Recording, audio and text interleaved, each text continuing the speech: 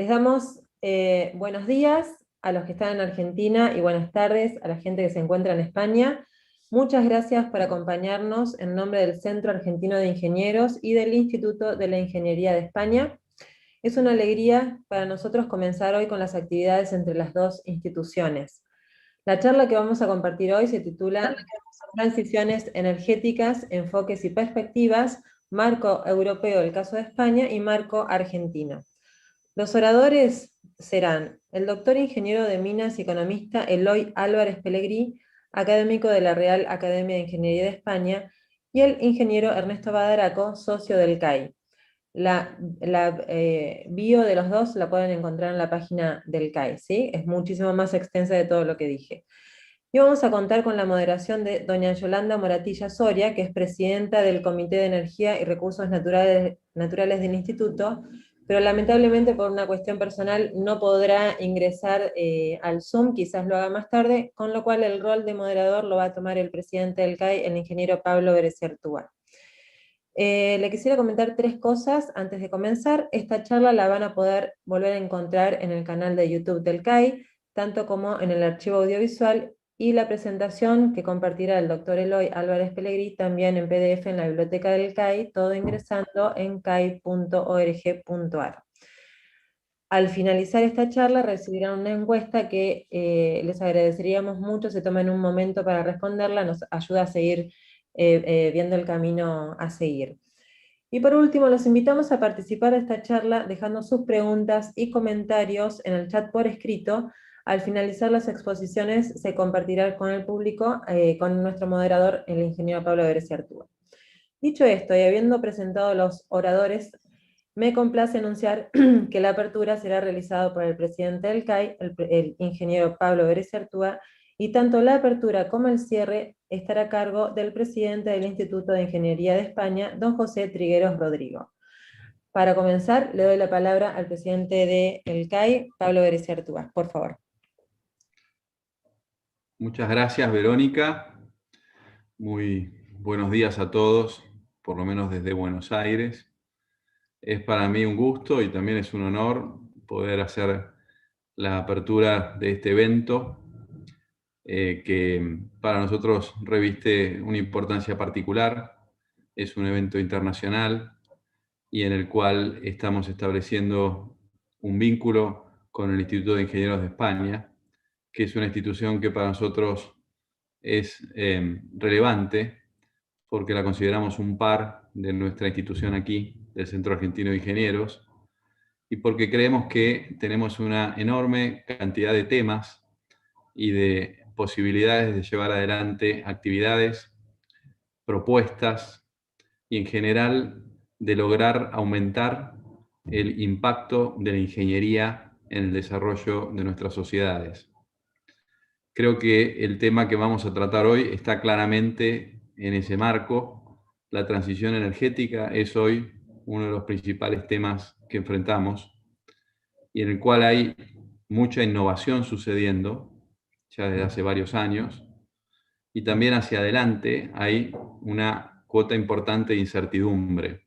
Cómo incorporar esas innovaciones, cómo lograr modelos de negocio que sean sustentables y cómo resolver muchos de los desafíos tecnológicos que implican hacer más verde, más sustentable la matriz energética de nuestras economías. Así que para mí, como lo he dicho hace unos instantes, es un verdadero placer poner en marcha este vínculo con el Instituto de Ingenieros de España y hacerlo con un tema tan relevante como el que vamos a tratar el día de hoy. Me complace entonces cederle la palabra al ingeniero José Trigueros para que nos brinde su discurso de apertura a este evento. José, se encuentra muteado. Muchísimas gracias por la presentación y la verdad es que para el Instituto de Ingeniería de España es un placer y una gran satisfacción el establecer este contacto, que espero que sea uno de los muchos que van a tener continuación a partir de este momento, porque el Centro Argentino de Ingenieros, desde luego, nos tiene mucho que enseñar a nosotros y creo que compartir experiencias nos va a venir muy bien a ambas instituciones. No sé si ustedes conocen con detalle el Instituto de Ingeniería de España. Yo me voy a permitir, para aquellos que no lo conocen, hacer un brevísimo resumen. El Instituto de Ingeniería de España agrupa como asociaciones de derecho privado a las 9 ingenierías tradicionales españolas. El instituto tiene 105 años de existencia, quiero decir que es una institución, pues eso, centenaria. Y digamos que los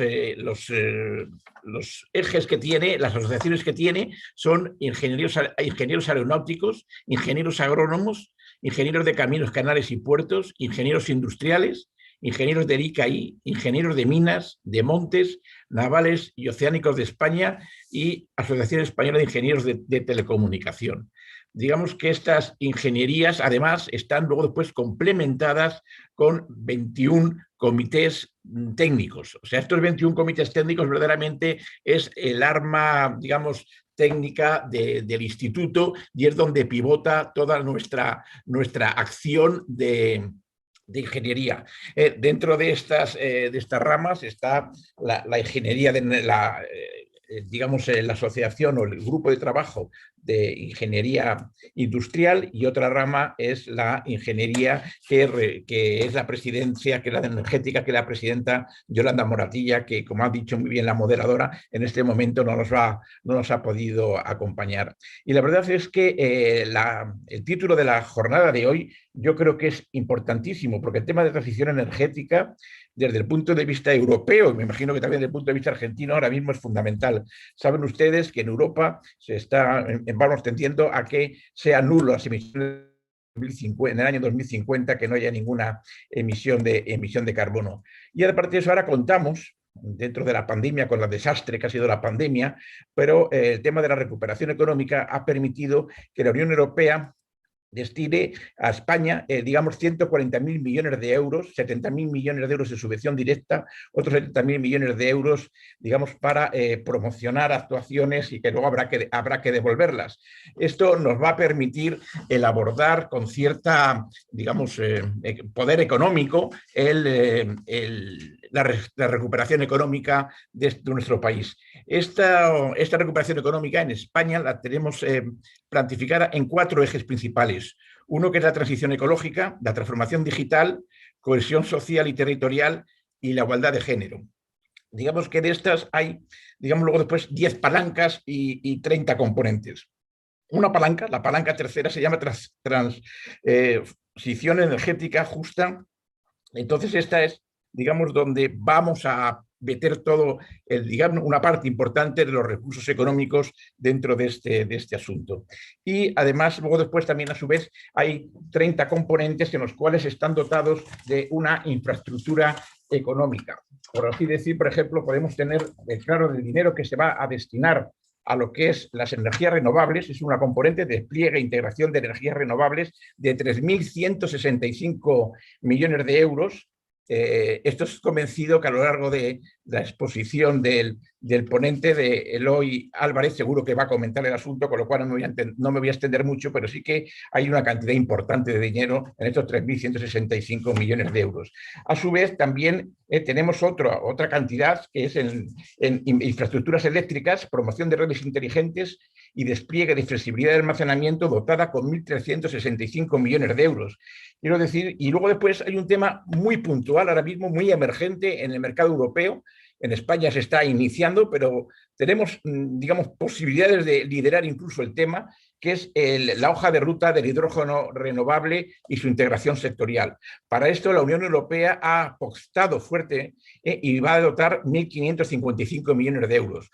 Como que en esta pequeña pincelada, lo que sí le quiero decir es que verdaderamente es una oportunidad única para avanzar en la transformación energética, en la transformación justa, y hay un problema. El problema es la industria, ¿no? La industria, que siempre decimos, vamos a ver, ¿cómo vamos a poder soportar los costes energéticos de este cambio de la transición? Y aquí es donde verdaderamente todos los agentes sociales estamos implicados en encontrar digamos también lo que se dice, el punto justo, el punto medio en el que la industria no sufra un deterioro y no pierda competitividad para, bueno, pues liderar, como en muchos campos la industria española está liderando el mercado europeo.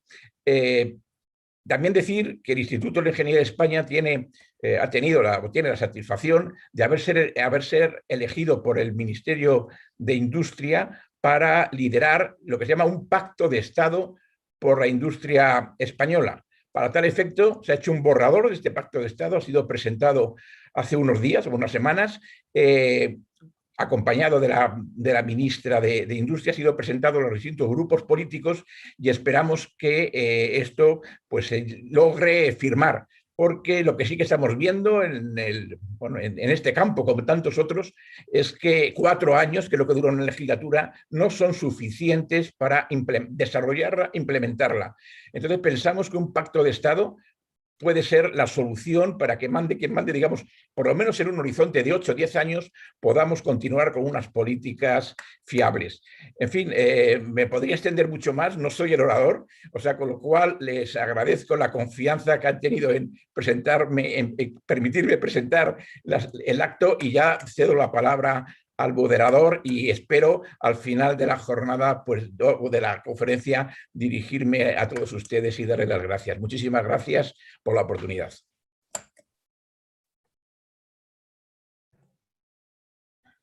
Ahora yo creo que es la moderadora la que ya toma la palabra, ¿no?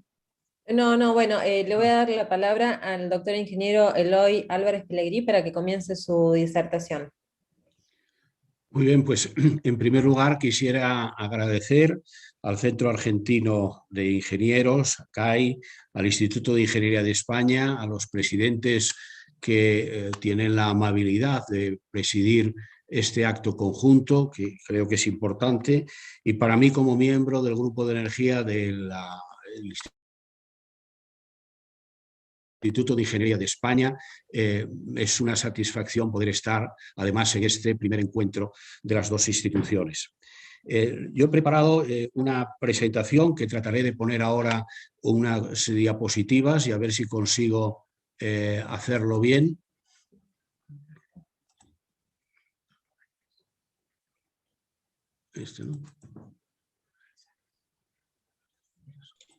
No sé si se ve en este momento. Perfecto.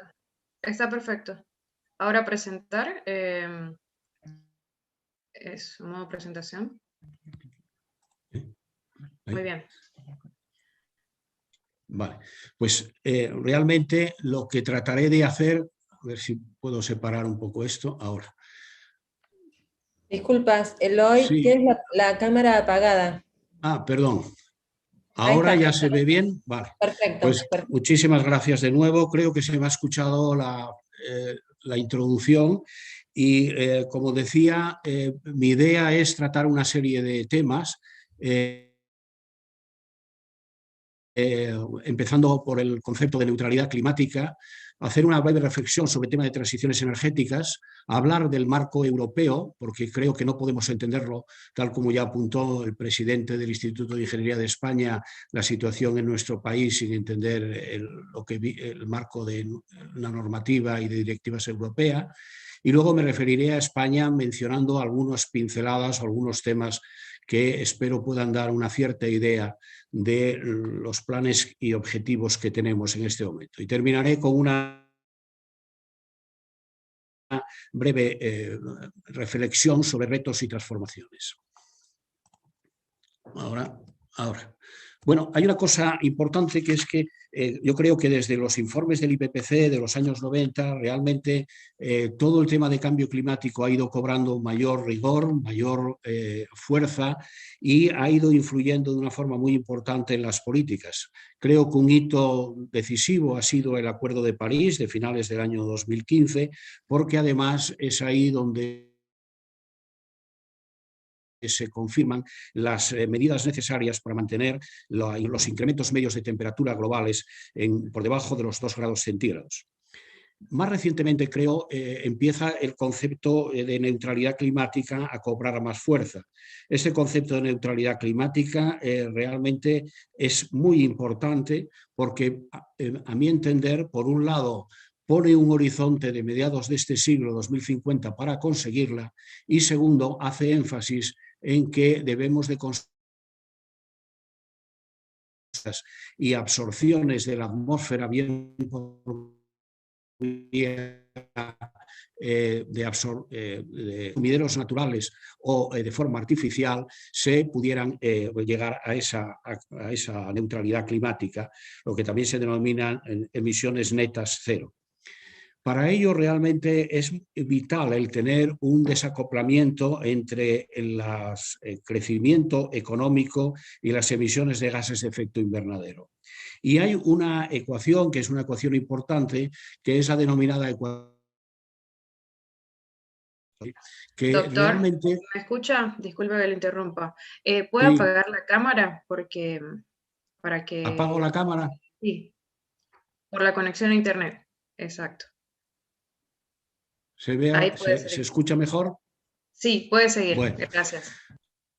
vale, pues muchas gracias. Entiendo que se escuchó lo que dije anteriormente. Sí, perfecto. Sí. Ah. Bueno, me gusta referirme a esta ecuación porque creo que pone los elementos macro para los caminos de descarbonización. Realmente un elemento fundamental es disminuir las emisiones de CO2 equivalentes, o sea, las de gases de efecto invernadero en relación con el consumo de energía primaria, pero por otra también disminuir el consumo de energía primaria por unidad de bienes y servicios producidos en un determinado periodo de tiempo y, lógicamente, podemos añadir a esta ecuación el PIB por habitante y los habitantes, de manera que a medida que tenemos un crecimiento económico, los palancas fundamentales es el desacoplamiento entre el consumo de energía primaria respecto al crecimiento económico y el de una menor intensidad energética, intensidad de emisiones entre las emisiones de CO2 por la energía consumida.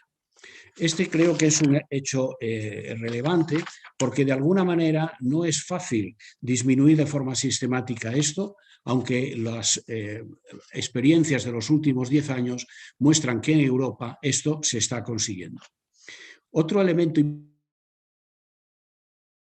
importante, no soy capaz de pasar ahora a la transparencia, ha quedado bloqueado esto.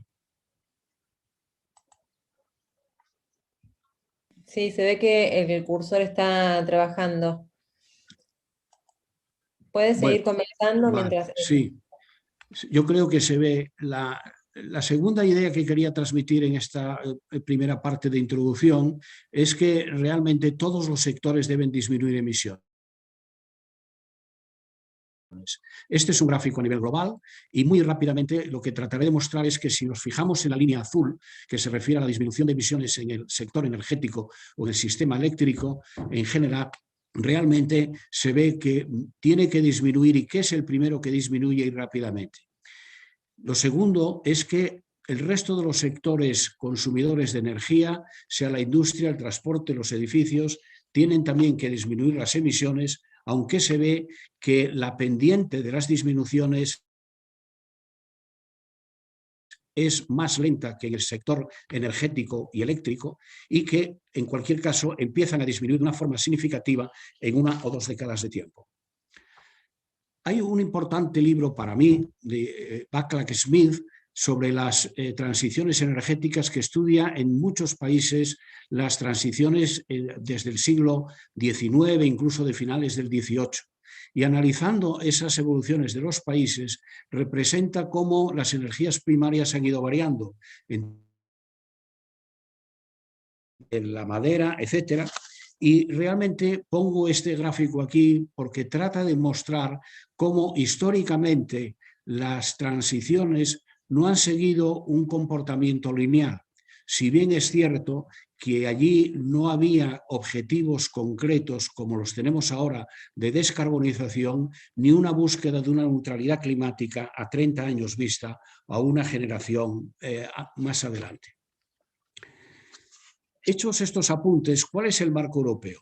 Bueno, el marco europeo es muy complejo en el sentido de que tiene muchas directivas, muchas normas, muchas regulaciones, pero referente al tema de emisiones, yo creo que hay un primer año, que es el año 2008, donde ya se fijan objetivos al año 2020, que es para este año.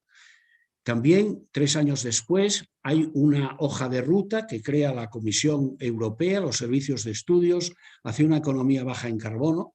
Y en el año 2014, o sea, hace algo más de un lustro, se fijan objetivos a 2030, dentro del denominado Marco 30, 2021, 2030, que son objetivos ya consolidados, objetivos, la mayor parte de ellos vinculantes. En mi opinión, un año importante es en el año 2018, donde hay un documento muy significativo de la Comisión que se titula Un planeta limpio para todos y que lleva como apellido la búsqueda de una economía moderna, competitiva y segura para todos los europeos. Este documento, que tiene además un apoyo de un documento de trabajo muy prolijo y muy completo, realmente creo que es una base fundamental para poder entender realmente las propuestas de la Comisión hacia la neutralidad climática y ratificar los objetivos al 2030. En el año 2020, la Comisión además avanza para tratar de tener una propuesta de ley de cambio climático. Entre los objetivos fundamentales hay varios que son, me referiré luego a ellos, pero hay una tríada clave o clásica de disminución de emisiones, incremento de renovables y mejora de la eficiencia energética. Este gráfico, que está sacado de un informe reciente de la Agencia Europea de Medio Ambiente, muestra las emisiones históricas del orden de 5.000 millones de toneladas de CO2 equivalente en el año 1990 a la situación actual de menos de 4.000. Los objetivos al año 2030 realmente mostraban inicialmente un objetivo consensuado en uno de los consejos europeos del 40%, y figura otro punto sobre ese año 2030, donde aparece entre paréntesis el porcentaje del 55%.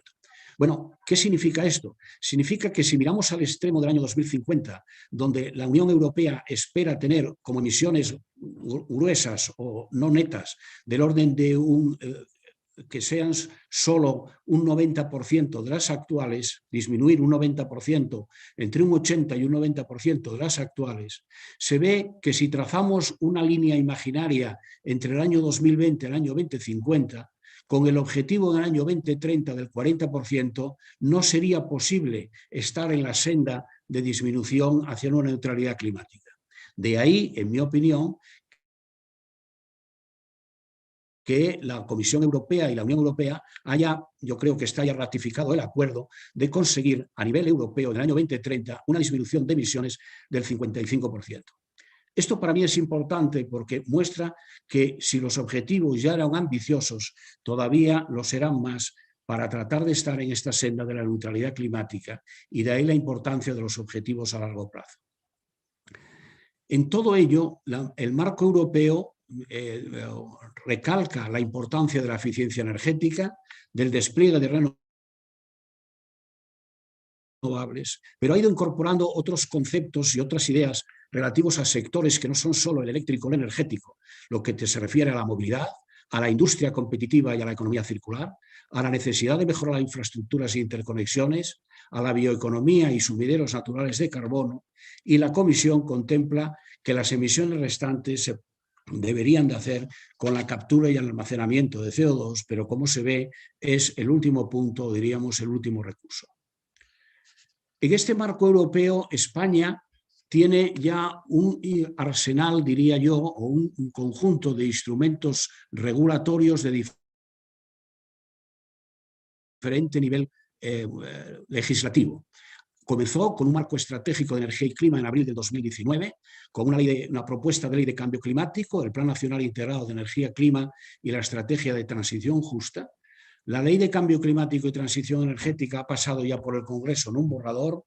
El Plan Nacional Integrado de Energía y Clima ha sido enviado a la Comisión Europea ya y está publicado en nuestro Boletín Oficial del Estado, e incluye un número importante de objetivos concretos que no podremos abordar dada el marco de tiempo que tenemos. pero también una estrategia de descarbonización a largo plazo, el 2050, en línea con los objetivos del 2030 y con ese objetivo de la neutralidad climática de net zero emissions en el año 2050. A todo esto se unen planes nacionales de adaptación de cambio climático y unas hojas de ruta que llamo la atención sobre dos: la hoja de ruta del hidrógeno y la estrategia de almacenamiento energético. Los objetivos son importantes porque España incluso en algunos casos es más ambiciosa que los objetivos de la media de la Unión Europea. En la reducción de emisiones en el año 2030 realmente va a un 23% sobre el año 1990, pero hay que tener en cuenta que nosotros estamos en unos niveles de emisiones muy altos tras el protocolo de Kioto, en renovables en energía final un 42%, en eficiencia energética casi un 40% y en renovables en generación eléctrica 3/4 de la generación o del mix de producción que sea por energías renovables. Y las interconexiones con Francia y con Portugal, pero sobre todo con Francia, que sean un 15%. Si nos fijamos en los números a grosso modo, realmente casi es duplicar o más que duplicar los objetivos al año 2020. Y eso significa pasar con 20 puntos porcentuales en un periodo de 10 años, lo que supone modificaciones, crecimientos o disminuciones de más del 2% anual acumulado. Las emisiones también de CO2 también se pretende que disminuyan muy sustancialmente y esto está ilustrado en este gráfico, donde lo fundamental también es ver que no tenemos tiempo de detenernos, que mientras que se pretende que la energía eléctrica tenga un grado de descarbonización muy importante, otros sectores tendrán reducciones en principio más lentas, pero pivota en gran parte la reducción con el tema del transporte y en menor medida, en bastante menor medida, en este periodo próximo de los 10 años, en la industria. Un aspecto muy importante, y se ha referido, creo, brevemente nuestro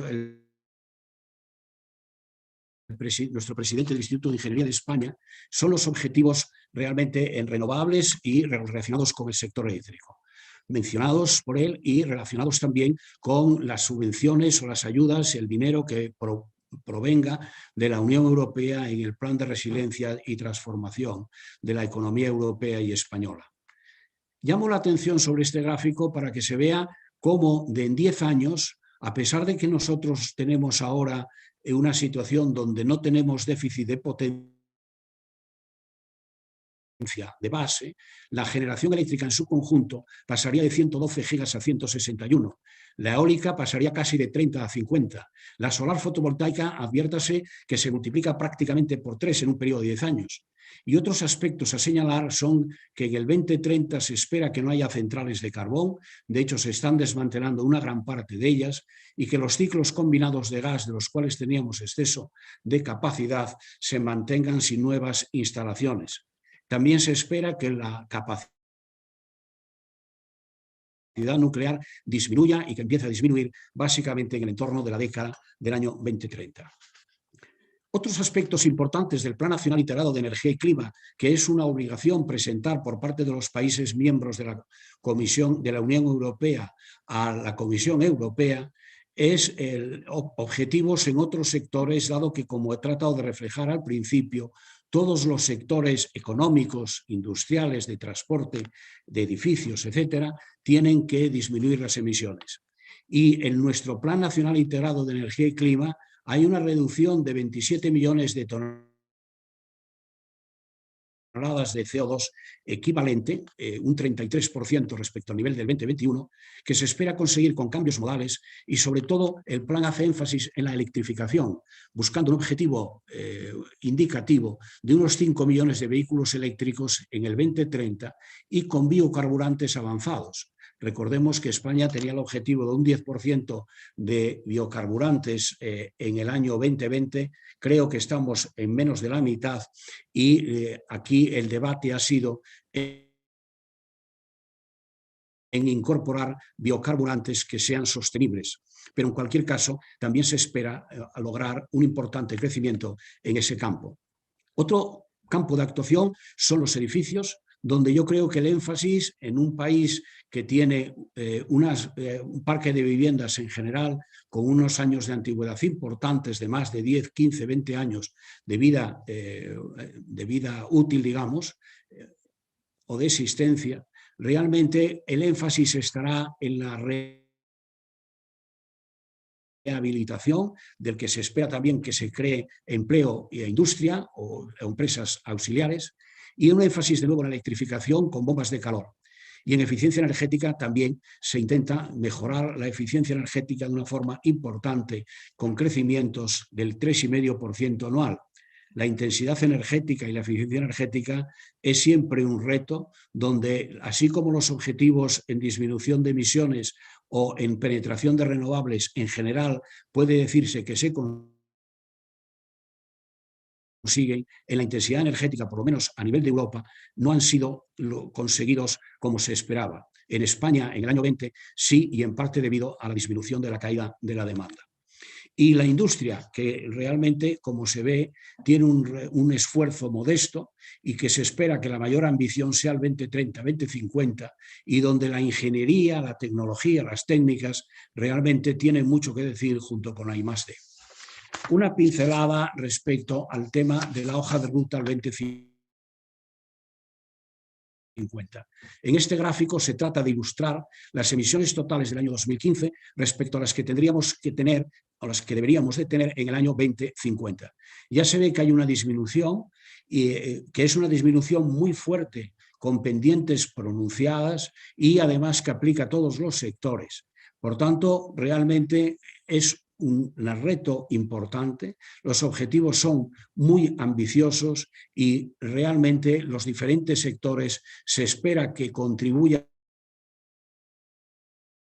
con mayor o menor intensidad a medida que progrese el tiempo.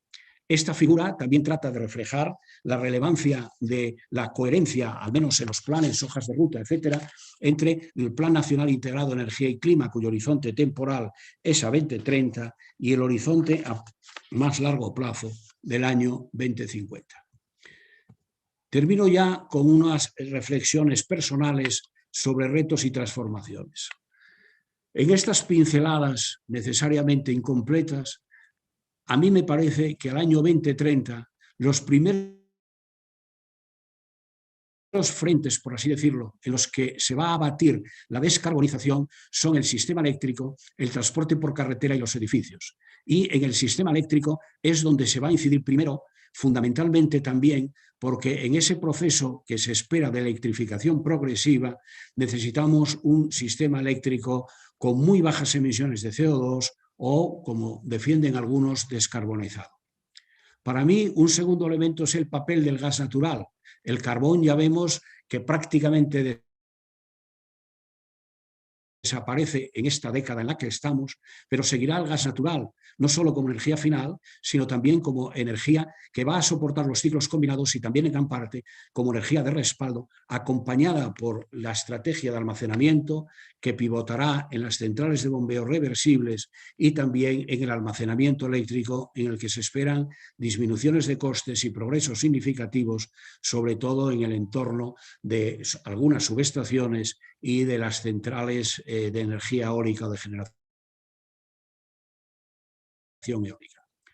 Ya lo mencionó nuestro presidente, el tema de las inversiones es clave, pero en nuestros planes, los documentos del Gobierno y de la Administración inciden que del total de volumen de inversiones se espera que un 80% provenga de la iniciativa privada y un 20% de la pública, ayudada, eso sí, por el Plan de Recuperación y Resiliencia a nivel europeo, que se traducirá en España en inversiones y incentivos. Pero yo creo que será clave la regulación, y de hecho se están dando pasos, por poner un ejemplo, en la regulación del almacenamiento para que sea una figura jurídica independiente, que hasta ahora no lo era, o de otros incentivos, los mecanismos de subastas competitivas y otras. Hay un aspecto importante que es para mí presenta una cierta contradicción. Por un lado, los documentos defienden la neutralidad tecnológica, es decir, que el gobierno, la administración, la Unión Europea o los gobiernos nacionales no deberían decantarse por una tecnología, pero luego, a nivel europeo y español, desde luego, sí se eligen ya tecnologías. Por ejemplo, se apuesta por el hidrógeno. Por ejemplo, se apuesta por los vehículos eléctricos casi en exclusiva. Por tanto, yo creo que este será un elemento importante, porque las transiciones energéticas tendrán su realidad y su evolución, y tendremos que ir viendo cómo de esos objetivos llegamos de una forma más nítida 100% a ellos, o quedamos en combinaciones o en mix de tecnologías a lo largo de la evolución del proceso. Y un elemento muy importante, y también se fue mencionado anteriormente, son las implicaciones para la industria y el empleo. Hay afortunadamente en el país ya un debate y una convicción de que, acompañado a esta transición, debe de ir el Pacto por la Industria, y debe de ir también un planteamiento de que la industria debe de estar en toda la cadena de valor, o al menos en gran parte de la cadena de valor, y que el empleo que se quede sea de calidad, permanente y sostenible, dado que empleo en parte se está destruyendo con, por ejemplo, el cierre de centrales de carbón, lo que también se aborda mediante la estrategia de transición justa y convenios específicos, como es el caso de la minería del carbón y concretamente de las centrales de carbón. Finalmente, a 2050 ya hemos visto que los objetivos son muy ambiciosos y que hablamos aquí de hojas de ruta como caminos o sendas para las que deberíamos de transitar, y compartiendo una visión de descarbonización o de emisiones netas. Pero los retos de la descarbonización son fortísimos. Y cuando uno estudia los retos que se presentan, por ejemplo, a la industria intensiva en energía, por ejemplo, la siderurgia, el cemento, la química o en el refino, realmente son enormes. Aparecerán nuevos vectores energéticos y combustibles, pero lo que sí creo que podemos decir es que tenemos un objetivo común con rutas e intensidades de descarbonización que presumiblemente serán diferentes. Y con esto creo que he terminado. Espero haberme atendido al tiempo de unos 20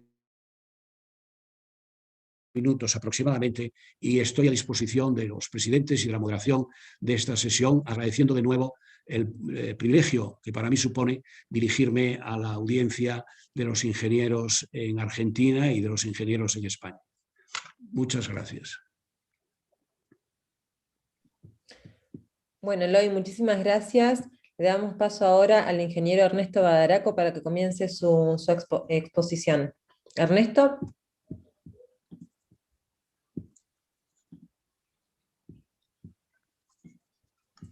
A ver. No te escuchamos. Sí, estoy... Ahí estamos, ahí está perfecto. Ahora sí. Todo tu tiempo, Ernesto. Abrí el video. Sí, te ves perfecto, podés comenzar. Bueno, muy bien. En primer lugar, yo querría hacer un inicio basado en la separación en las tres etapas que ha tenido el mercado eléctrico desde su creación a fin del siglo XIX. En primer lugar, hay un periodo de 1890 a 1978 en el cual hay una serie de características que luego ya no se repiten. Los accionistas son fundamentalmente fondos de pensión. ¿Por qué? Porque los fondos de pensión buscan seguridad, no rentabilidad. Las empresas eléctricas y telefónicas daban esa seguridad. En segundo lugar, es un monopolio regulado. Como no habían encontrado la forma de establecer competencia, lo que se decidió es que el Estado de cada ciudad, de cada distrito, de cada región, sería en España, o de cada estado o provincia en Argentina, en Estados Unidos, largara su propia regulación, sus licitaciones, y adjudicara por 30 años, por ejemplo, una concesión monopólica. Pero la operación e inversión son privadas hasta luego de la Segunda Guerra Mundial, donde en todos los países de Europa, excepto en España, se estatizan las compañías eléctricas. En España fue una decisión del gobierno de ese momento que permanecieran privadas Hidroeléctrica, Iberduero, Unión Fenosa, y que en cambio se creara una empresa estatal para competir con ellos, que fue Endesa. Bien, esta es la característica, y agrego un dato económico: la variabilización del costo de capital, o sea, convertir costos fijos de capital, que son los más importantes en el precio de la energía, convertirlos en costos variables, o sea, la tarifa se le aplica al cliente de una manera variable con la cantidad de unidades de energía, en lugar de cobrar un cargo fijo muy importante correspondiente al costo de capital, que es ahora todavía más importante que el que era en 1900, 1920, 1940, 1960, donde todavía la central que yo he manejado durante 5 o 6 años tenía 50 personas para 800 megas, en tanto que cuando fue creada en 1908, fue construida, había 3.000 personas para 140 megas. Bueno, la segunda etapa arranca en 1978, cuando el Congreso de Estados Unidos decide introducir competencia, y en especial en generación, que era el lugar donde se registraban el 60% de los costos. Este arranque en Estados Unidos, yo diría muy parcial, solamente se hizo eso: darle permiso a los productores independientes de energía que quisieran hacerlo, a cotizar valores para las utilities, y les dieron permiso para que pudieran abastecer en lugar de la propia utility autoabastecerse si la oferta que existía era de menor costo. Por supuesto, esto tuvo un impacto enorme. Estados Unidos invertía en dólares de esa época 40.000 millones de dólares por año, y bajaron a 5.000, porque todos empezaron a preocuparse por la aparición de competencia. Bien, la clave en el primer periodo había sido tener la tecnología. O sea, AEG, por ejemplo, fue el primer inversor grande en Argentina y era fabricante de equipos. Y lo mismo pasó en Estados Unidos y en Europa, con Brown Boveri, por ejemplo, o otras. En la segunda etapa, viendo lo que había ocurrido en Francia después de la guerra, donde el ingeniero Watteau era economista aparte, había instalado un marginalismo, pero con un objetivo muy particular, que era no consumir petróleo, porque no tenían divisas. Lo que ocurrió fue que se decidió copiar ese modelo erróneamente. O sea, las características a partir del 78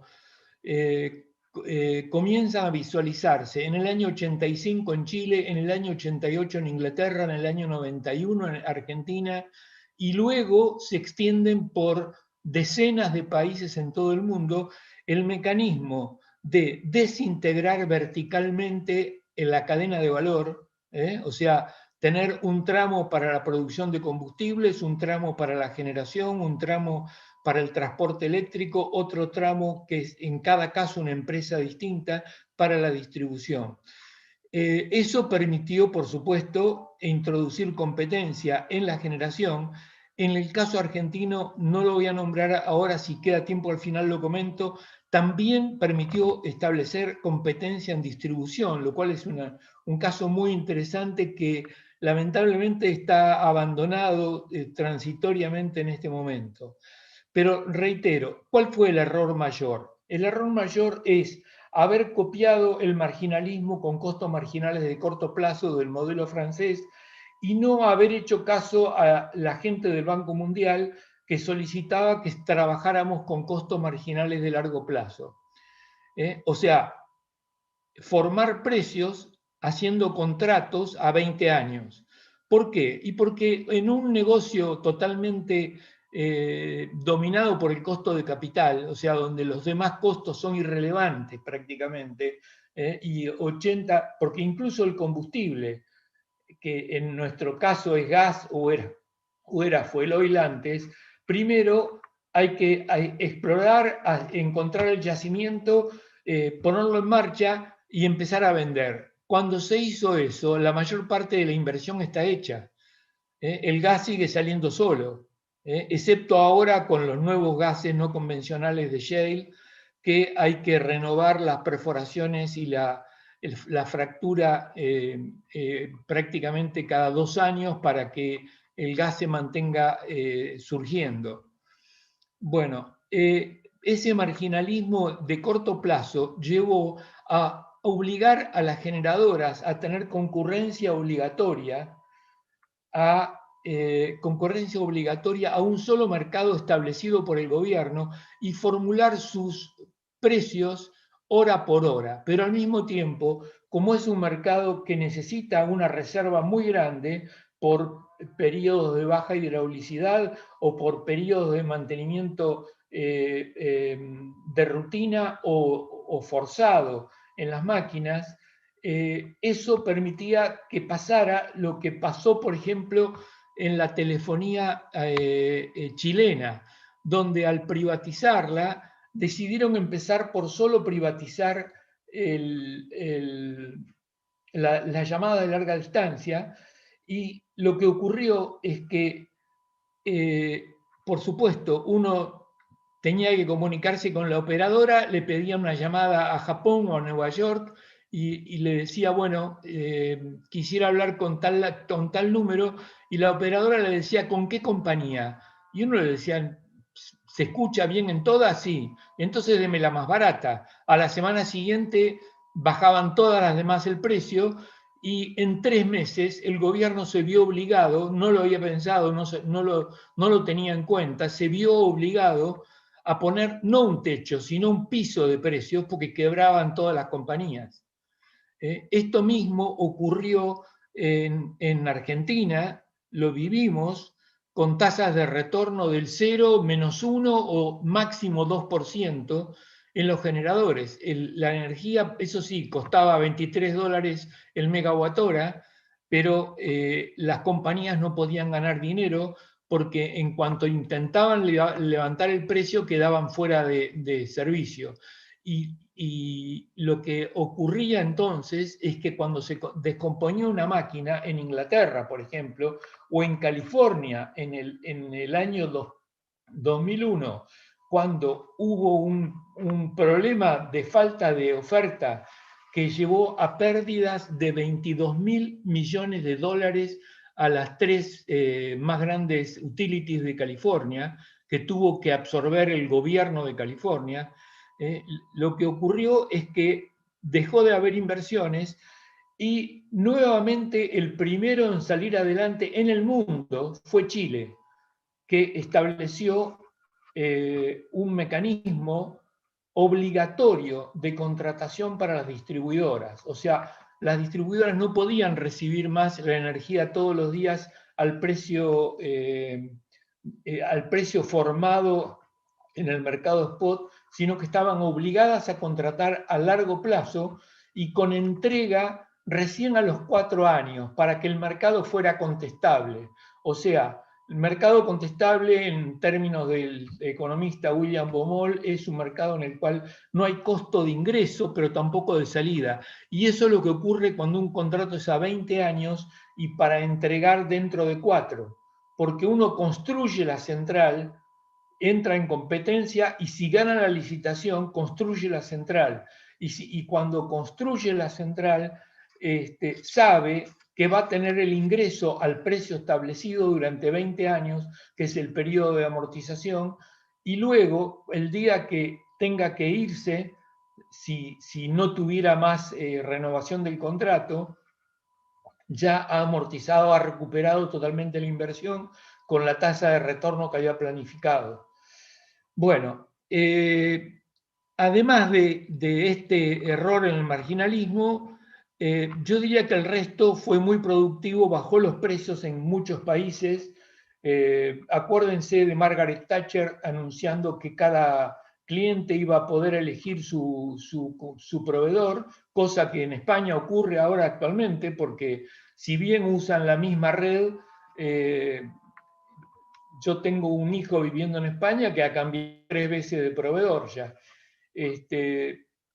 Bueno, cuando llegan los años 2005-2010 comienzan los alertas por el tema climático, y yo podría decir que del 2010 y no sé hasta cuándo, supongamos que hasta el 2050, aparece una tercera etapa que ya no es ni la primera monopólica y verticalmente integrada y regulada de la primera etapa hasta el 78, ni tampoco la competencia destructiva de los años 78 al 2010.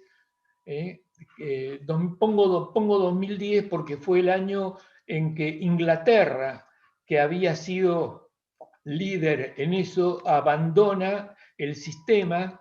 Yo estaba en Madrid precisamente y me traen un diario en febrero 2010 y me muestran la tapa donde dice Inglaterra abandona el marginalismo, ¿no? Bueno, pero por supuesto que los cambios surgen cuando hay problemas, pero no siempre son perfectos. En este caso, cuando entramos en la tercera etapa, la etapa de las energías renovables por el temor producido por el cambio climático, aparecen 3 o 4 características nuevas. La primera es que los inversores, en lugar de ser tecnológicos, utilities, son más bien financieros y por lo tanto están exigiendo mayores tasas de retorno.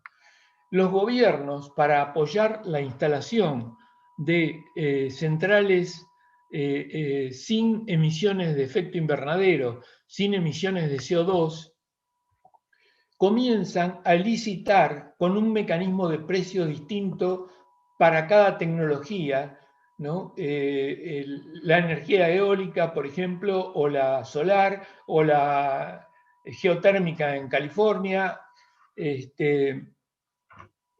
pero introduciendo y manteniendo las anteriores máquinas que estaban en servicio, los ciclos combinados, en especial alimentados a gas, con una eficiencia que duplica hoy, con el 63%, duplica a las mejores máquinas turbovapor alimentadas a fuel oil, gas o carbón, que en general no superaban el 30%, máximo 35%, algunos, los últimos modelos.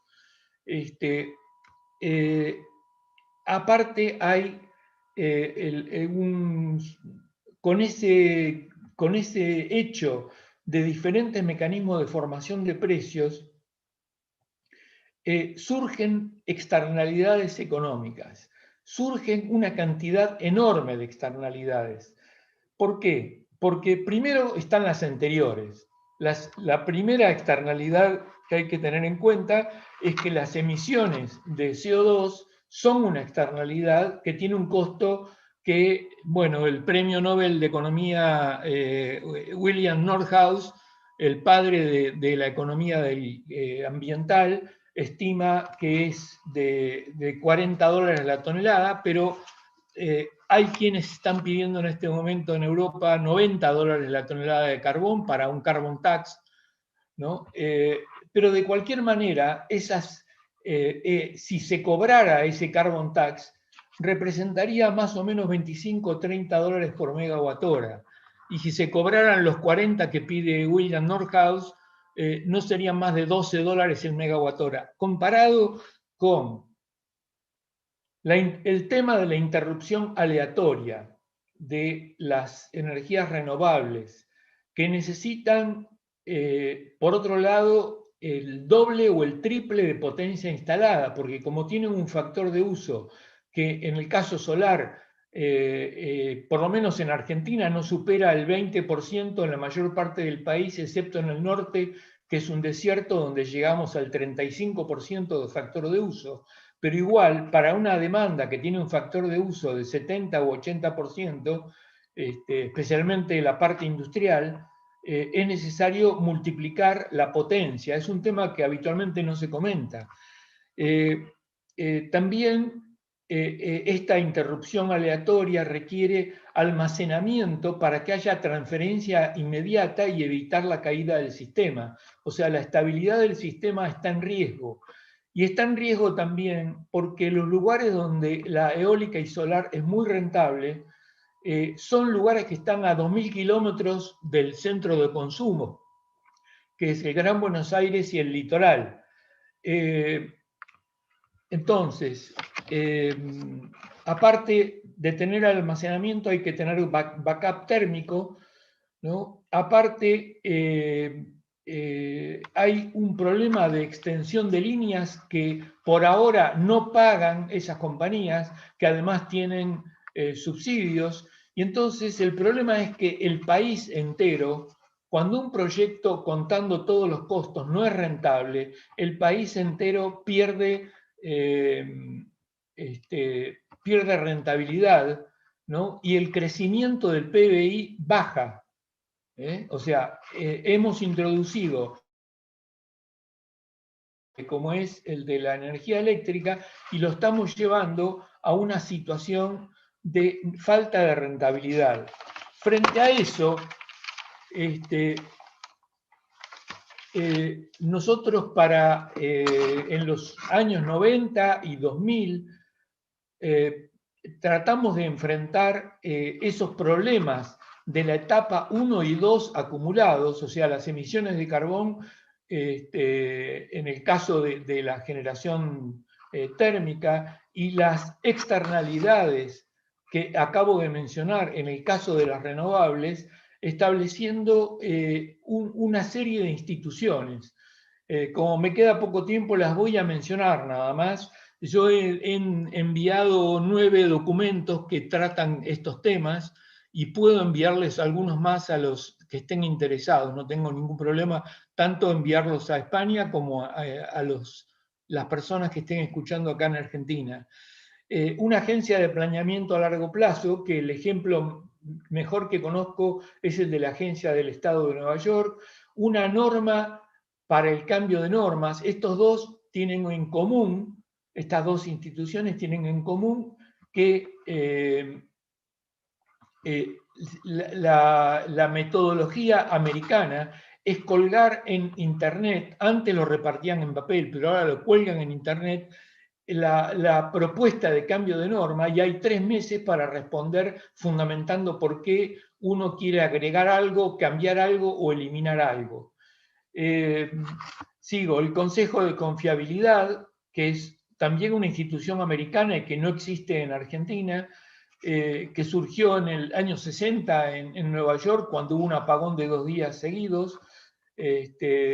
Los entes reguladores profesionales, o sea, con integrantes del board elegidos por concurso y sin que se los remueva o con un plazo fijo no ligado a los cambios políticos, y fundamentalmente los contratos basados en largo plazo, que son aún más necesarios que antes, ahora con la introducción de renovables.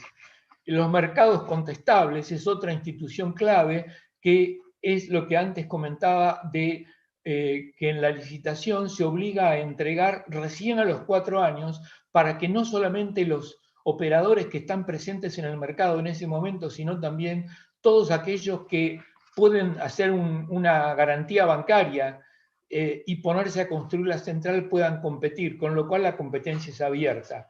Y una cadena de responsabilidad por el abastecimiento, porque hay penalidades para las empresas, las utilities, la distribuidora que no entregue la energía con la calidad establecido.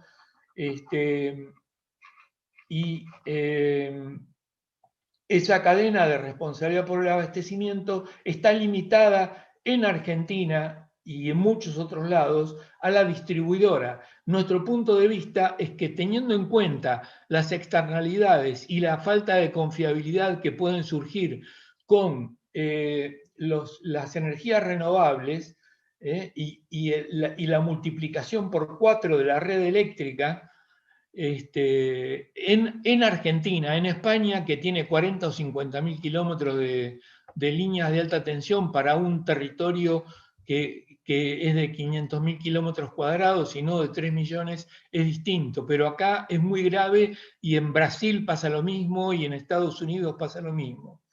Bueno, y la única institución que falta agregar a todas estas que eran anteriores al tema de cambio climático es un único mecanismo de formación de precios para todas las tecnologías. Bueno, yo ahora lo que voy a hacer es resumir, porque creo que estoy superando el tiempo, ya se me ha ido 2 minutos.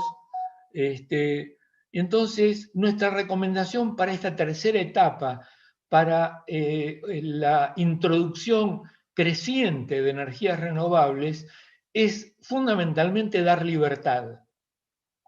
¿Qué quiere decir eso? Bueno, en primer lugar, que en lugar de que el Estado contrate energías renovables, asegurándoles la compra de todo lo producido a un precio en dólares, ajustado por inflación del dólar, y a un plazo determinado, de forma tal que prácticamente ese contrato es una renta, es como comprarse un bono americano, sabiendo que va a cobrar tanto. Y eso en Argentina no ha traído inconvenientes, sino al revés, porque nos han congelado las tarifas, pero en España yo recuerdo perfectamente los casos de los primeros contratos de energía solar o eólica, que 4 o 5 años después, o 10 años después, el gobierno se vio obligado a bajarlos por los valores que estaban totalmente fuera de los niveles de precios que daban los ciclos combinados, ¿no? Y eso creó una serie de conflictos legales. Entonces, nuestro planteo es contratación a largo plazo, como en el caso de la ley corta chilena, a largo plazo, 20 años. Obligación de entregar a los 4 años recién para permitir el ingreso de otros. Agregar que la energía tiene que ser firme, 1, y 2, que tiene que respetarse el porcentaje de emisiones comprometido por el país. O sea, el oferente no puede elegir el porcentaje de emisiones. Tiene que respetar la secuencia año por año en el contrato de 20 años, salvo que no lo haga y pierda el contrato, por lo tanto, y se licite de nuevo. O sea, contrato de largo plazo, energía firme y energía con el grado de emisiones establecido por la nación, uno solo para todos los oferentes de todas las licitaciones. ¿Qué es necesario agregar? Que el mix de tecnología elegido por cada oferente sea libre. Esa libertad es fundamental para permitir la innovación. Si uno desde el gobierno contrata el 40% de la energía eólica, después hay que tomarse el trabajo de contratar el backup de eso, hay que tomarse el trabajo de poner almacenamiento, de construir líneas, y lo paga todo el gobierno, o sea, el país.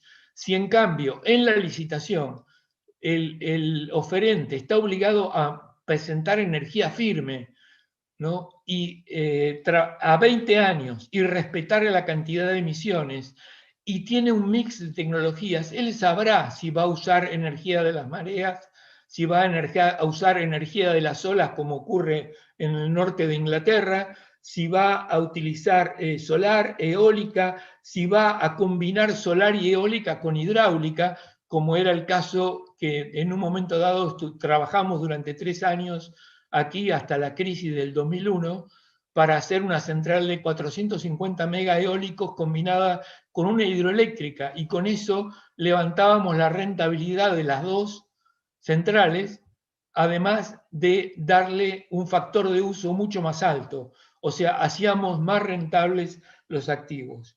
Bueno, tengo una definición de qué son las instituciones, pero creo que me he pasado mucho y entonces dejo acá. No sé si la recomendación última ha sido suficientemente clara, ¿no es cierto?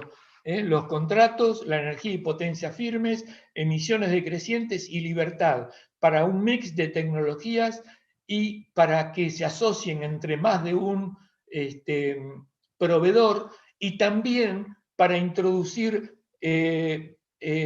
acuerdos con los usuarios a través de medidores inteligentes, a través de smart grids, a través de acuerdos para, con los medidores inteligentes, hacer cortes en determinados momentos a los clientes, cosa que ya existe. Bueno, tiempo, pero es un tema sobre el cual estamos escribiendo un libro y he tratado de comentarlo en...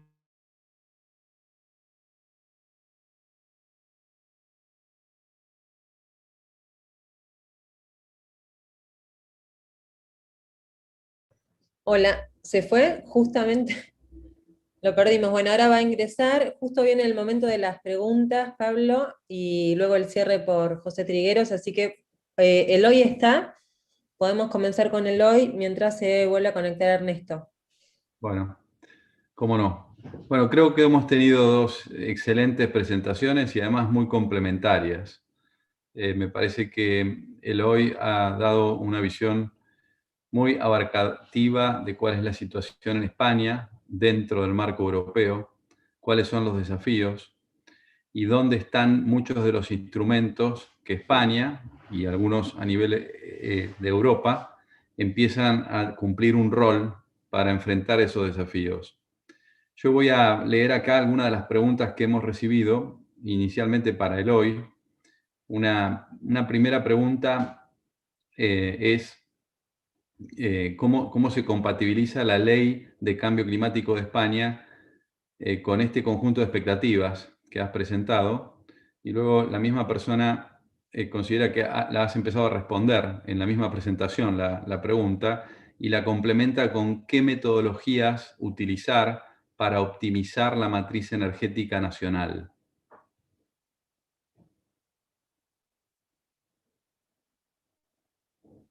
Eloy, deberías desmutearte.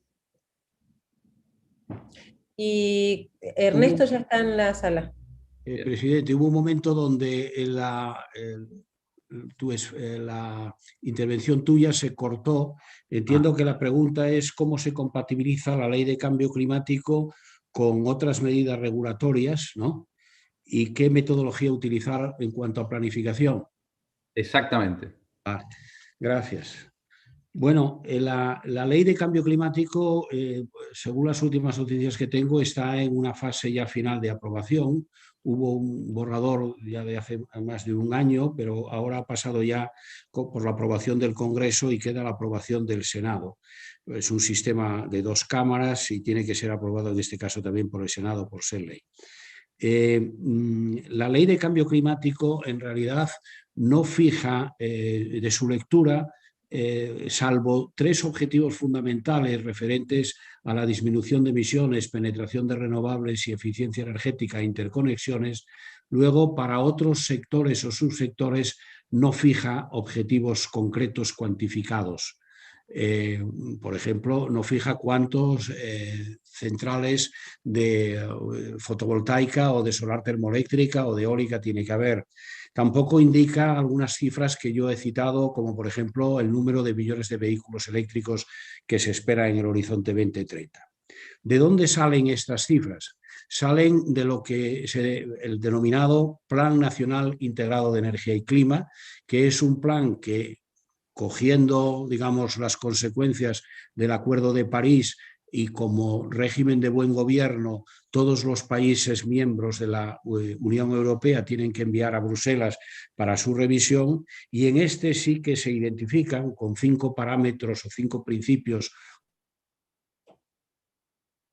o ejes fundamentales una serie de objetivos sectoriales: el transporte, industria, edificios, etc.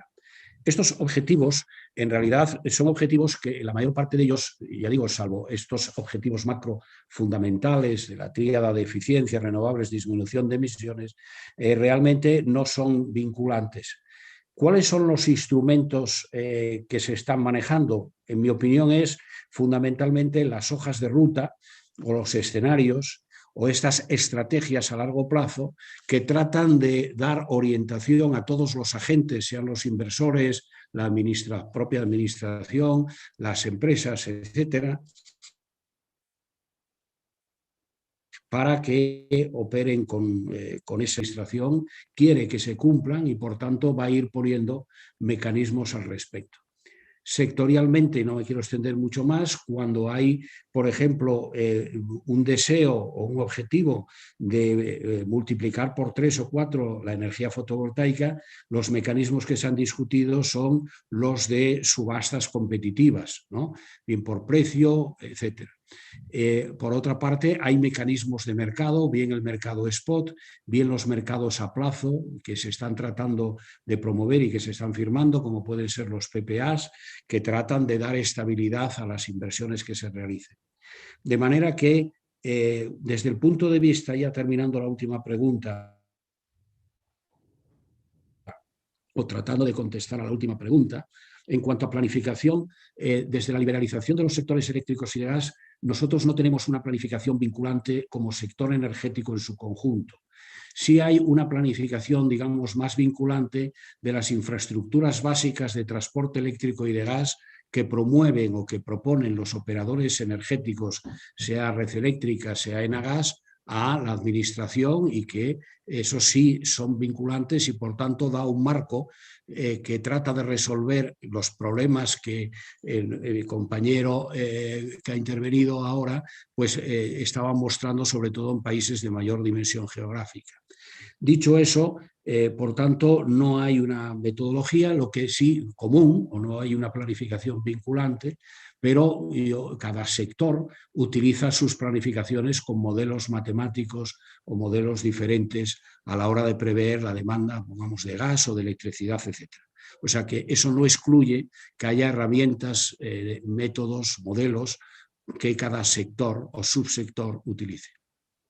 Eloy, una pregunta mucho más puntual, la que sigue, si hay alguna proyección respecto del uso de energía termosolar de concentración puntual. Bueno, la apuesta en este momento para el desarrollo de la energía solar pivota fundamentalmente y de forma en valores absolutos fortísima. Creo que lo he puesto en una de las transparencias, de los 7 gigas a los multiplicado más o menos por 3, 7, en la solar fotovoltaica. En la solar fotovoltaica, que tiene 2 líneas de desarrollo. Una, la denominada utility scale, que son de grandes potencias, 100 megavatios superiores, etcétera, en grandes extensiones de terreno, en zonas donde previsiblemente tienen más fácil acceso a la evacuación y al permiso de acceso y conexión, y por tanto ese es un gran desarrollo. El segundo es que tanto la Comisión Europea como el Gobierno y la Administración española promueve la generación distribuida, el autoconsumo y, por tanto, la generación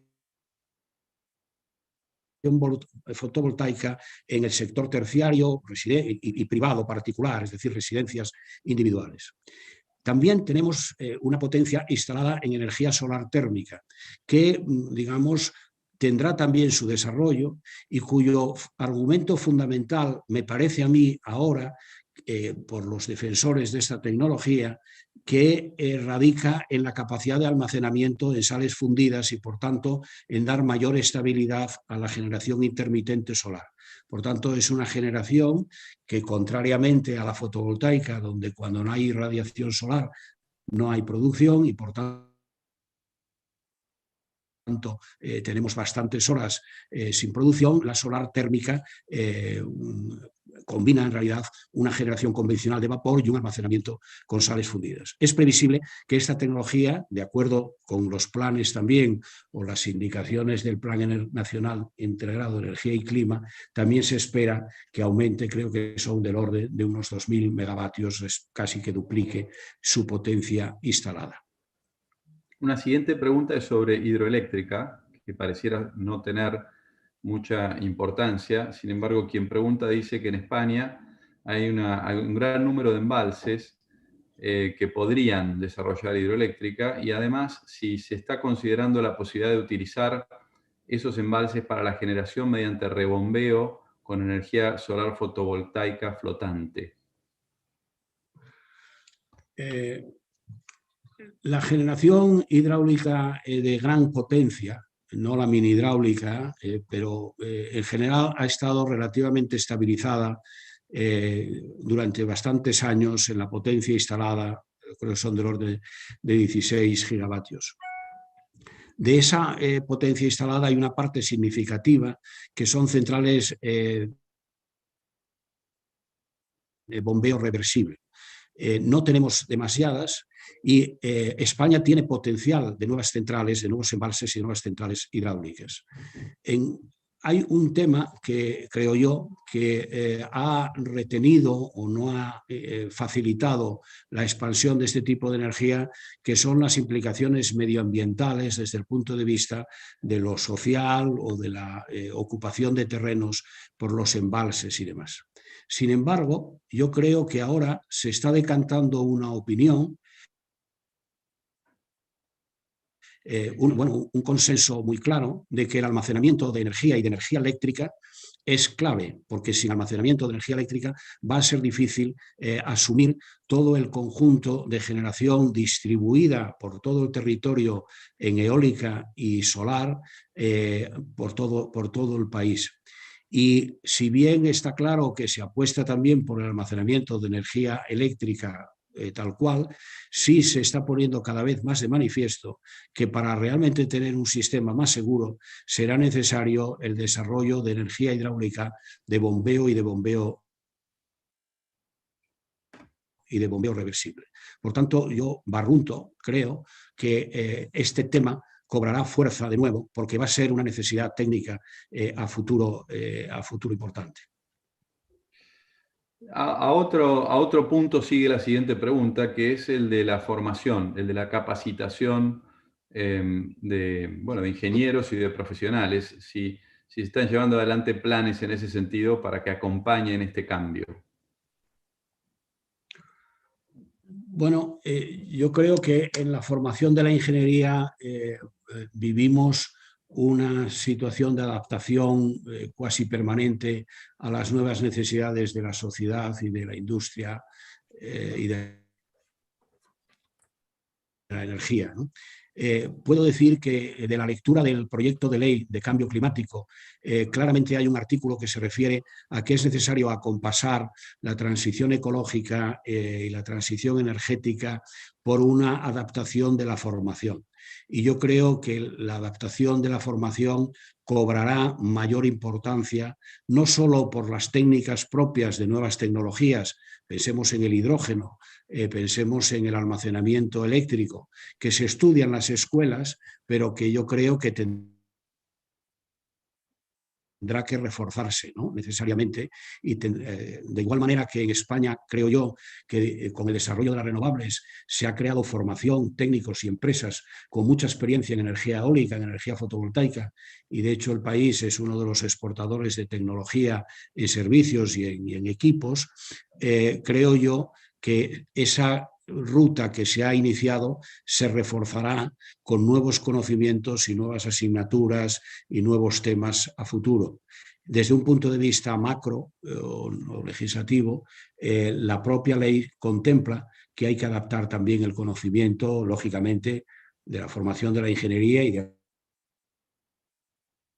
la I+D y de la tecnología y de los centros tecnológicos. Y hay una pregunta más, Eloy, es ¿cuál sería el único mecanismo de formación de precios para todas las tecnologías?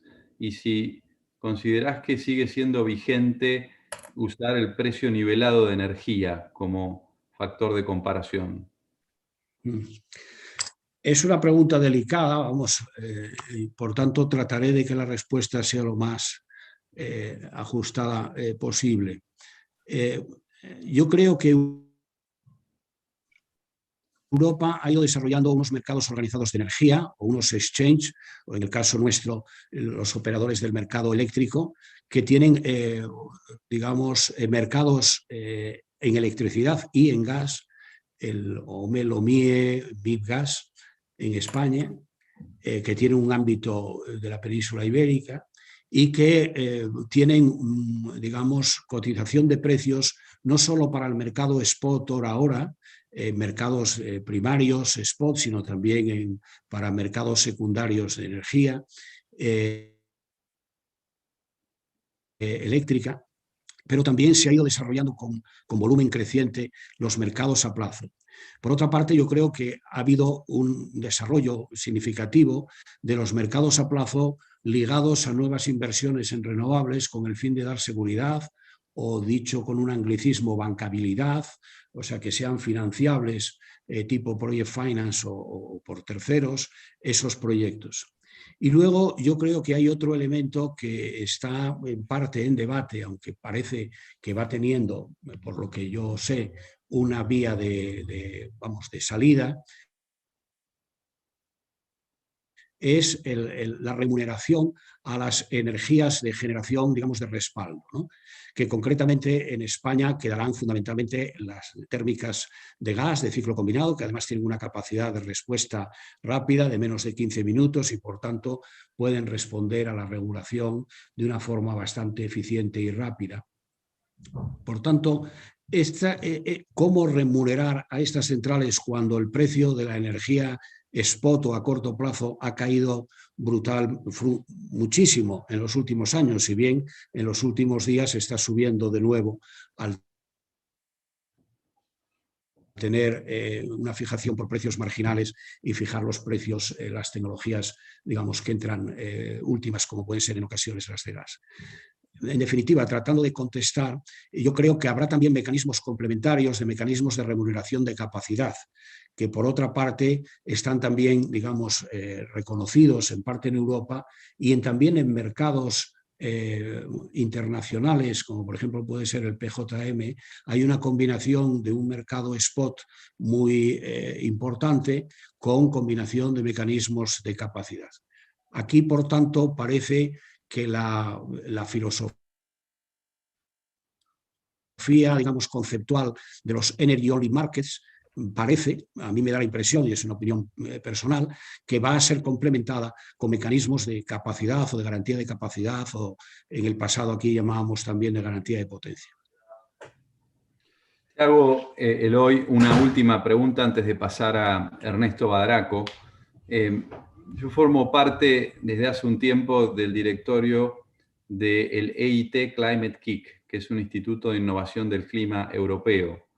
Y en ese directorio se revisan y se siguen las políticas europeas, que son muchas, vinculadas con este cambio que se está dando en la economía, que algunos denominan el Green Deal.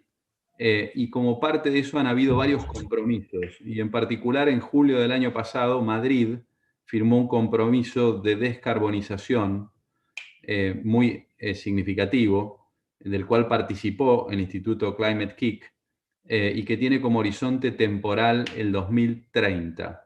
Y yo te hago la siguiente pregunta, si nos puedes compartir dos visiones u opiniones tuyas respecto de ese compromiso. Una es, ¿cómo ves el rol de los gobiernos, y en particular de los gobiernos locales, en la nueva agenda? Y la segunda es, ¿qué podemos esperar en términos prácticos y concretos para una ciudad como Madrid de aquí al 2030?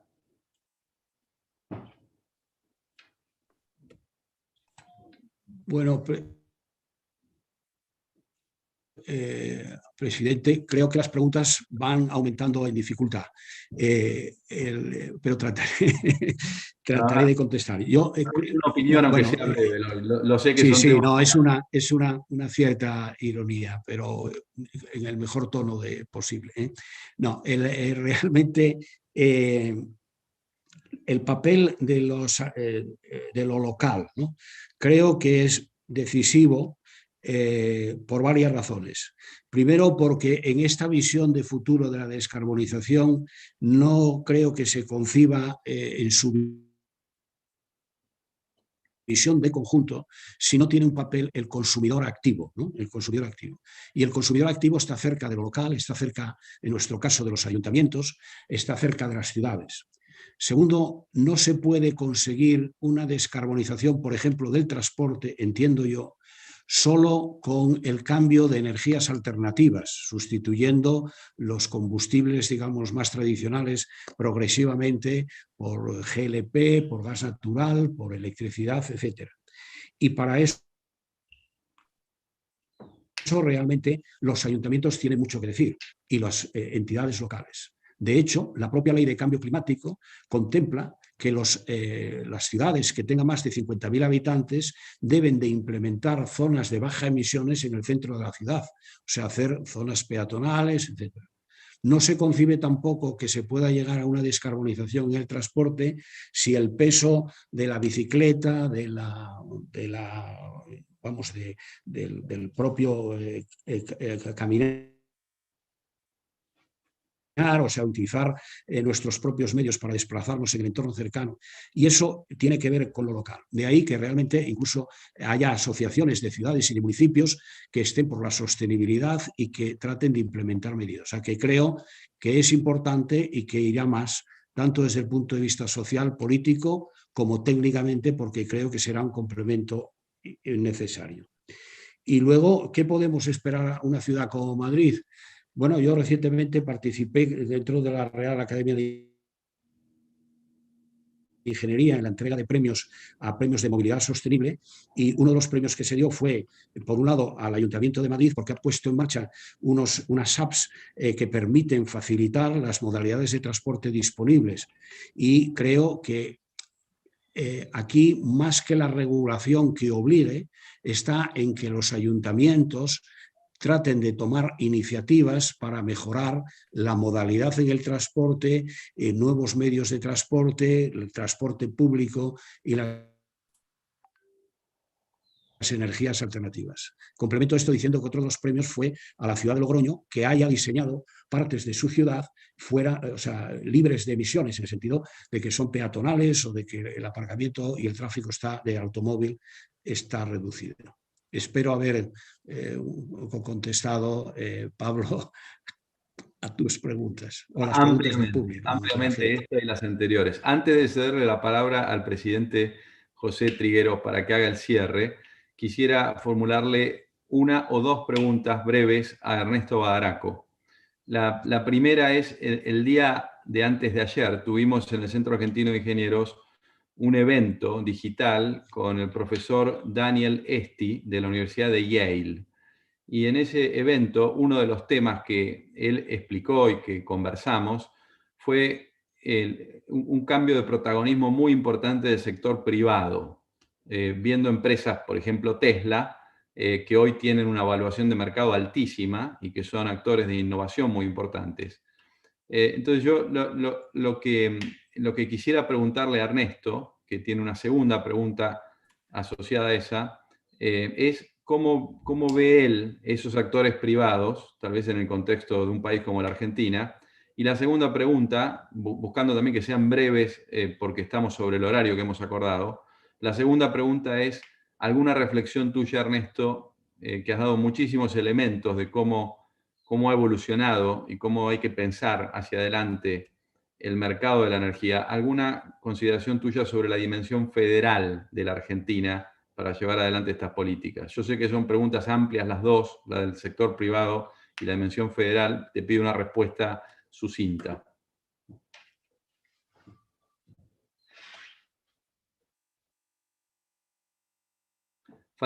Falta el micrófono, Ernesto. Eso.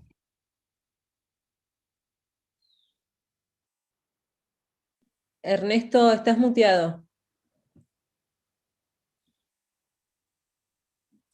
No, seguís muteado, Ernesto.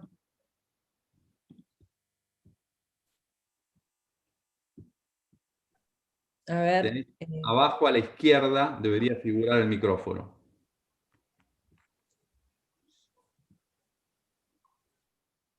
No. Bueno. Ahora sí, está. ahora sí, Ernesto. Bien. La primera pregunta que me habías hecho, la segunda es el tema federal, ¿no? Sí. Y la primera era el sector privado. Y el sector privado y cómo interviene. Bueno, desde mi punto de vista, el Estado no está en condiciones en prácticamente ningún país de llevar adelante estas transformaciones. Lo que tiene que poner es el marco, y más que nunca en este caso, el marco es una tarea compleja y que desde mi punto de vista requiere el mecanismo que yo mencioné de las agencias de planeamiento energético. La de Nueva York, por ejemplo, NYSERDA, en los 12 asientos que tiene en el directorio, hay 6 representantes de la industria que consumen el 60% de la energía. ¿Por qué? Porque tienen que poder dar su opinión frente a cambios tan importantes como los que se están produciendo. Estos cambios afectan a la industria, pero también a los particulares. Si nosotros contabilizáramos en este momento todas las externalidades que se producen cuando coloco eólica y me dicen cuesta $1000 el kilowatt, yo digo no, primero, o solar y me dicen $1000 el kilowatt, primero tenés que multiplicarlo por 3 porque hay que colocar 3 equipos, dado que el factor de uso es 30 o algo por el estilo, al 30%. En segundo lugar, tenés que calcular el costo del almacenamiento para fallas de minutos. En tercer lugar, el backup, que prácticamente es la misma potencia que hay. O sea, cuando tienes una central hidroeléctrica, para hablar de algo del pasado y que no parezca una crítica a las tecnologías nuevas, si tienes una central hidroeléctrica, la que teníamos con Endesa en la empresa donde yo estaba, tenía 1350 megas, pero la potencia firme era en 350. Eso quiere decir que tengo que tener instalados por lo menos el complemento, 1000 megas adicionales que estén disponibles para reemplazarla cuando hay un ciclo hidrológico bajo.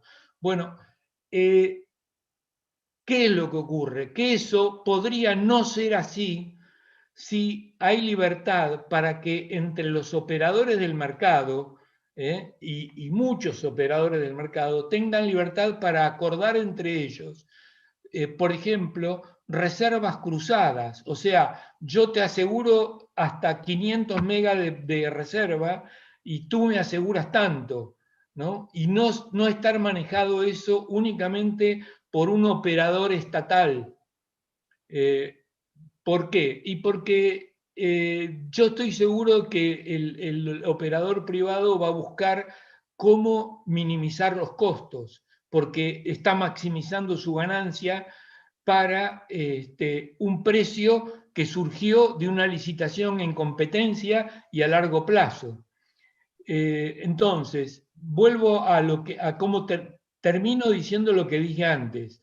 Además de ser potencia firme, licitar a 20 años, ¿no? Tiene que, y tiene que haber la libertad de que los operadores puedan hacer acuerdos entre sí y acuerdos con los clientes. Por ejemplo, estaba leyendo ayer que hay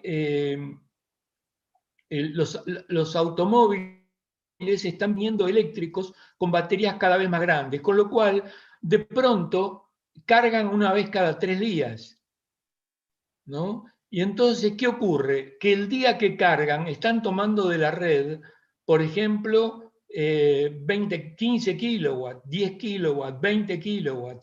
Igual pasa con el aire acondicionado, que es una de las injusticias más grandes, una de las faltas de equidad más grandes. El aire acondicionado se usa 300 horas por año, pero el que lo tiene paga energía variabilizada, o sea, energía solo el costo, como si fuera solo costo variable, cuando en realidad desde el pozo de gas hasta la puerta del medidor de ese cliente hay que instalar $7.000 por kilowatt, $70.000 para 10 kilowatts, ¿no? $70.000 para que ese señor pueda prender el aire acondicionado 300 horas por año.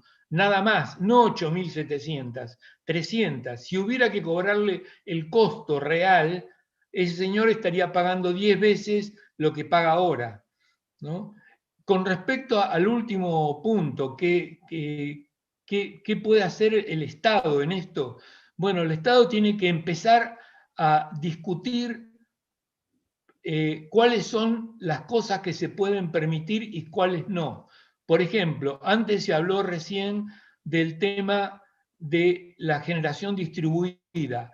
Hay 5 estados norteamericanos, que ellos son muy federales, o sea, mucho más que en Argentina, donde está prohibida la generación distribuida, o sea, la colocación de paneles solares en el techo si no tienen almacenamiento. ¿Por qué motivo? Porque al tener la producción de energía propia, pero seguir exigiéndole a la red a la hora que se le ocurre al cliente la potencia máxima que él demanda, lo que está haciendo es bajándole el factor de uso. Cuando llegue el momento de la renegociación tarifaria, lo que va a ocurrir es que la utility se va a presentar al regulador y le va a decir, señor, me han bajado mi factor de uso del 75% al 50%. Por lo tanto, necesito un aumento de precio, un aumento de tarifa que me permita recuperar mi rentabilidad. ¿Por qué? Porque mi precio es prácticamente todo costo de capital. Si lo usan 1 hora por año, yo tengo que tener el cable con el diámetro suficiente para llegar a la casa esa y tengo que poder pedirle a la generadora que me entregue esa potencia en ese momento. Y entonces lo que va a ocurrir es que aumenta la tarifa, ¿no? Y en un nombre que es original de Estados Unidos, no de Argentina, se entra en la espiral de la muerte. ¿Qué quiere decir eso? Que aumenta el precio para poder hacer rentable a la utility. Pero ¿quién paga eso? Lo paga la gente más pobre que no tiene dinero para hacer su instalación solar o no tiene acceso al crédito, especialmente con los cuidados que se toman ahora los bancos para dar crédito y que no vuelva a ocurrir lo del 2008, no tienen acceso al crédito tampoco y por lo tanto va a pagar 25% más de tarifa para que alguien que tiene una instalación solar en el techo pueda disfrutar de ese supuesto ahorro o contribución al clima. Ernesto, te agradezco y creo que si has hecho algo es calificar y mostrarnos que el desafío es real y es muy importante, que vamos a hacer un sistema mucho más complejo, donde van a hacer mucho más ingeniería, seguramente mucho más verde. Y con esta reflexión y lo que ha sido para mí un panel verdaderamente de lujo, le cedo la palabra al presidente José Trigueros para que haga el cierre. Muchas gracias, presidente Pablo Berrece Artúa. La verdad es que la altura de los ponentes y del presidente en este caso ha justificado con creces estas 2 horas que las cuales hemos disfrutado de esta, en España, tarde, me imagino que será mañana en Argentina. La verdad es que hay que dar las gracias a los 2 ponentes, y tanto Eloy Álvarez Pellegrí, que ha definido clarísimamente cómo está la situación en España y los retos que tenemos asumidos, digamos, emparejados con Europa, como Ernesto Badaraco, que ha contado desde luego la parte administrativa importantísima para esta lucha, para este tema que nos trae en la jornada. La verdad es que yo voy a terminar haciendo referencia a lo que había apuntado al inicio, y es en cuanto al pacto de Estado que es por la industria, que es fundamental en este caso. En España tenemos ahora mismo, yo creo que la industria está contribuyendo al Producto Interior Bruto con un 14%. Uno de los objetivos de este, digamos, pacto por la industria, y lo voy a, digamos, eje fundamental, es el compromiso que se supone que van a firmar todas las fuerzas políticas, es que se debe lograr que la actividad industrial y productiva aporte el 20% del PIB nacional, convirtiéndolo en un reto país asumido e impulsado por todas las fuerzas políticas, de forma que sea revisado en el debate anual del Estado de la Nación y para el que se establezca un sistema adecuado y sólido de seguimiento desde el Gobierno que permita alinear esfuerzos y actuaciones. También, como eje fundamental, lógicamente alineado con este, es que respecto a la interacción entre la política industrial y la política energética, ya que tengo que hacer hincapié a que al incrementar la política industrial, sin ninguna duda, va a tener necesariamente que incrementarse la política energética. Con esto decimos que respecto a la interacción entre la política industrial y la política energética, cualquier diseño de la segunda, de la energética, debe alinearse con la primera. Dicho diseño debe ser sostenible, compatible con la lucha contra el cambio climático y a favor de una economía neutral en carbono, procurando un mix energético equilibrado, diversificado y flexible que garantice el suministro a un precio asequible y predecible. Estas palabras que pueden sonar así, bueno, pues qué bien de pasada, esto tiene una implicación directa en cualquier política que se tome, si verdaderamente todos, digamos, el conjunto de las fuerzas políticas lo asumen como tal. Luego después, digamos, esto era con carácter general, esto era, digamos, lo que es la base de ello. Pero luego hay unas líneas de acción concretas. Y dentro de esa línea de acción concreta, sobre 11 ejes principales, voy a referirme a la energía. Digamos, todas las fuerzas políticas firmarían el que se comprometen a compatibilizar la sostenibilidad económica, social y medioambiental del sistema energético con la preservación de la competitividad de la industria, garantizando el suministro energético a un precio competitivo, primando el desarrollo de nuevas tecnologías energéticas sostenibles que impulsen la independencia energética española con el desarrollo de energías renovables, cogeneración, eficiencia energética y recursos autóctonos, y complementando la reforma del sector eléctrico, optimizando los sistemas de gestión de la demanda y la oferta, con especial atención a las empresas de consumo energético intensivo, especialmente las industriales. Esto suena muy bien, pero nos faltaría una pata. ¿Cómo lo financiamos? Pues también hay un apartado que se llama financiación.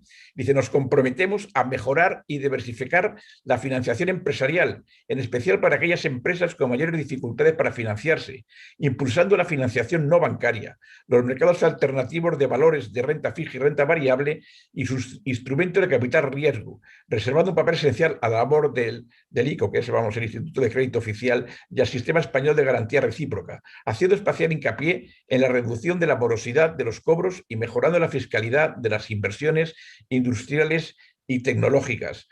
Como ven, esto todo no se podría hacer sin apostar por una verdadera colaboración público-privada.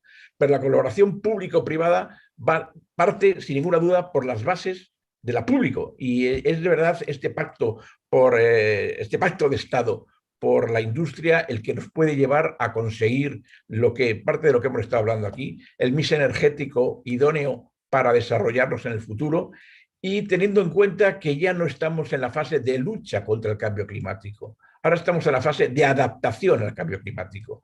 Entonces, tenemos que desarrollar nuestra industria. No podemos perder los ejes del Objetivo de Desarrollo Sostenible. Digamos, estamos metidos en este mare magnum, pero reuniones como esta, puesta en común de las iniciativas tanto de Argentina, en este caso de España, América, Europa, es lo que nos puede llevar a conseguir los objetivos. Enhorabuena a los organizadores de la jornada. y quedamos emplazados a una siguiente jornada. Muchas gracias, presidente, y yo ya doy por clausurado esta jornada. Muchas gracias. Gracias, muchas gracias.